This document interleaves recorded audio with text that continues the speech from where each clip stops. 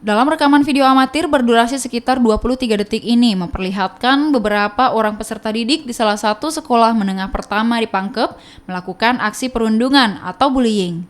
Visual ini pun terpaksa kami samarkan karena mengandung unsur kekerasan yang tidak layak ditonton. Dalam visual ini terlihat korban tidak berdaya saat beberapa orang pelaku yang juga teman kelas korban melakukan pemukulan berulang kali. Aksi bullying ini terjadi diduga lantaran sejumlah pelaku kesal terhadap korban yang menjanjikan akan memperbaiki telepon genggam salah satu pelaku, namun tak kunjung baik. Aksi perundungan atau bullying ini pun diakui oleh pihak Sekolah Menengah Pertama Negeri 1 Minahasa Teknik Kabupaten Pangkep. Bahkan pihak sekolah telah mempertemukan orang tua korban dan pelaku dan kasus ini pun telah diselesaikan secara damai. Sebelum Sabtu minggu kemarin dia berjanji nanti kalau saya tidak bawa hari Sabtu bonyoki mah dia bilang ya bukan borongi bonyoki mah begitu bahasanya.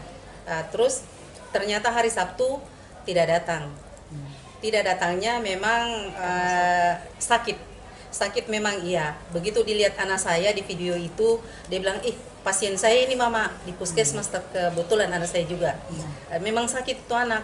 Senin, Selasa, Rabu memang tidak datang. Hari Kamisnya baru datang.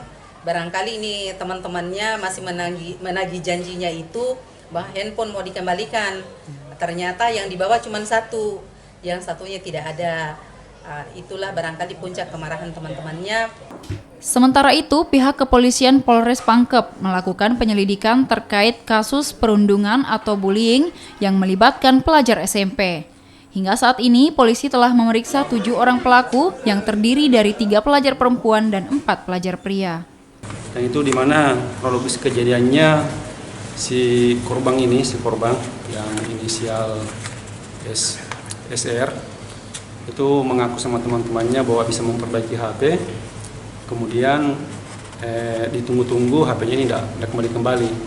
Terus dijanji sama korban untuk dikembalikan, tapi tidak dikembalikan. Dan terus nanti ketemu di kelas, ya situlah terjadi penganiayaan.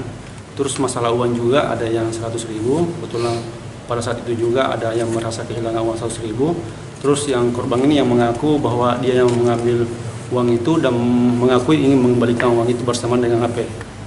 Menurut polisi, pemeriksaan ini dilakukan lantaran orang tua korban melaporkan kejadian ini dan tidak terima dengan aksi perundungan yang menimpa anak mereka. Aziz Hamid, Kompas TV.